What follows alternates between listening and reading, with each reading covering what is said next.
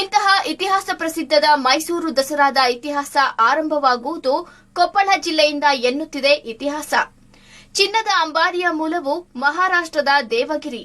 14ನೇ ಶತಮಾನದಲ್ಲಿ ದೇವಗಿರಿ ಪತನದ ನಂತರ ಅಂದು ಬಳ್ಳಾರಿ ಜಿಲ್ಲೆಯ ರಾಮದುರ್ಗದಲ್ಲಿ ಆಡಳಿತ ನಡೆಸುತ್ತಿದ್ದ ಮುಮ್ಮಡಿ ಸಿಂಗನಾಯಕರ ಬಳಿ ಬರುತ್ತದೆ.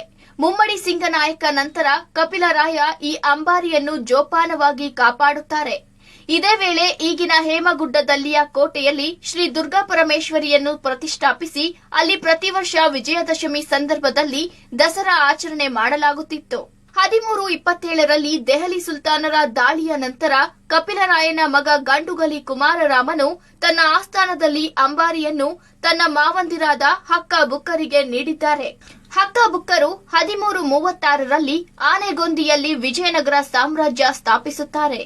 ಆನೆಗೊಂದಿಯ ನಂತರ ವಿಜಯನಗರ ಸಾಮ್ರಾಜ್ಯವು ಹಂಪಿಗೆ ಸ್ಥಳಾಂತರವಾಗುತ್ತದೆ. ಈ ಸಂದರ್ಭದಲ್ಲಿ ಹಂಪಿಯಲ್ಲಿ ಅದ್ದೂರಿಯಾಗಿ ದಸರಾ ಆಚರಿಸಲಾಗುತ್ತಿತ್ತು. ತಾಳಿಕೋಟೆ ಕದನದ ನಂತರ ವಿಜಯನಗರ ಪತನವಾಯಿತು. ಈ ಮಧ್ಯೆ ಹೇಮಗುಡ್ಡದಲ್ಲಿಯ ದಸರಾವನ್ನು ಕನಕಗಿರಿಯ ಗುಜ್ಜಲ ವಂಶಸ್ಥರು ಮುಂದುವರಿಸಿಕೊಂಡು ಹೋಗಿದ್ರು. ನಂತರ ಈ ಅಂಬಾರಿಯನ್ನು ಶ್ರೀರಂಗಪಟ್ಟಣದ ಶ್ರೀರಂಗನಾಯಕರಿಗೆ ಹಸ್ತಾಂತರಿಸಲಾಗಿದೆ. ಶ್ರೀರಂಗಪಟ್ಟಣದ ನಂತರ ಮೈಸೂರು ಒಡೆಯರು ದಸರಾವನ್ನು ಸಂಭ್ರಮದಿಂದ ಆಚರಿಸುತ್ತಾ ಬಂದಿದ್ದಾರೆ.